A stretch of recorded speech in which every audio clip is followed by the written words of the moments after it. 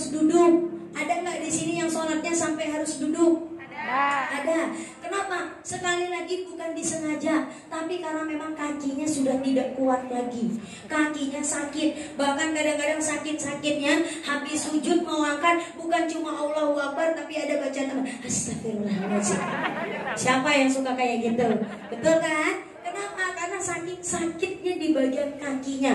Habis sujud nempel gak kuat Bapak Ibunya, karena darahnya gak lancar. Itu yang menyebabkan kakinya atau lututnya jadinya sakit. Nah, ini sebenarnya matras giok ini bisa dijadikan sejadah juga. Jadi kita sholat boleh di atas sini. Contoh, maaf berdiri. Karena biasanya kalau di senter-senter yang lain banyak ketika yang pakai sambil sholatnya di sini, ngadepnya ke sini. Ada bapak-bapak soalnya. Oh iya, nanti berkah buat bapak-bapak, apalagi bapak yang itu. Tadi aja melihatnya sampai ke depan. Ketahuan itunya udah nggak anu lagi ya. Nah, kalau buat yang sholat, nanti sholatnya pakai matras. Ini berarti kan posisinya kayak gini, Bapak Ibunya ya. Kaki di bagian telapak kaki itu kan nempel. Biasanya fungsinya buat apa? Banyak yang kadang-kadang ngeluh di bagian telapak kakinya suka kebas. Tahu kebas? Terus kayak yang mati rasa, baal. Ada juga yang rasanya kayak ketusuk-tusuk jarum di bagian telapak kaki. Ada nggak? Penyebabnya apa? Karena sering dingin.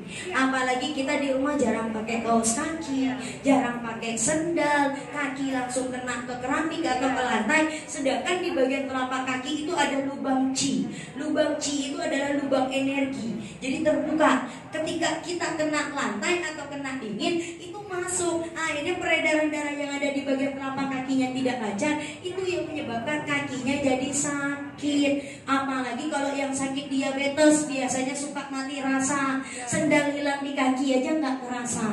Betul atau tidak? Kenapa? Ya karena tadi peredaran darah yang menuju ke bagian kakinya tidak lancar karena kakinya dingin. Nah jadi ketika seperti ini, sholat pun sambil terapi. Karena yang diinjak itu adalah batu gioknya. Jadi sambil sholat, sambil terapi, sim GJ-nya masuk, panasnya masuk untuk melancarkan peredaran darah yang ada di bagian kaki. Apalagi ketika di bagian telapak kaki ada lubang chi, lubang energi. Jadi sim GJ masuk dari telapak kaki nanti naik sampai ke bagian atas sim GJ-nya, melancarkan peredaran darah bukan cuma di telapak kaki, tapi di seluruh organ tubuh kita. Tepuk tangan dulu dong, jangan meriah.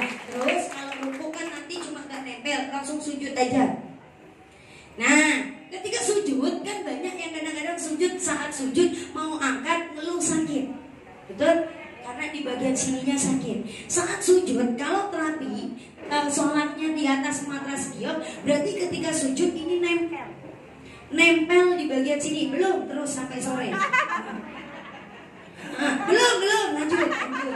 Ya, ketika sujud Bapak Ibunya ini nempel Bapak Ibunya, otomatis sim GJ, mineral kalsium, mineral kalium Bapak Ibunya, fosfor, terus juga vitamin D itu masuk ke bagian lututnya, menguatkan tulang sekaligus melancarkan peredaran darah yang ada di bagian lutut. Jadi kalau yang sakitnya lutut, sholatnya sambil pakai matras. Belum, sambil pakai matras gioknya. Tepuk tangan dulu dong yang paling teriak.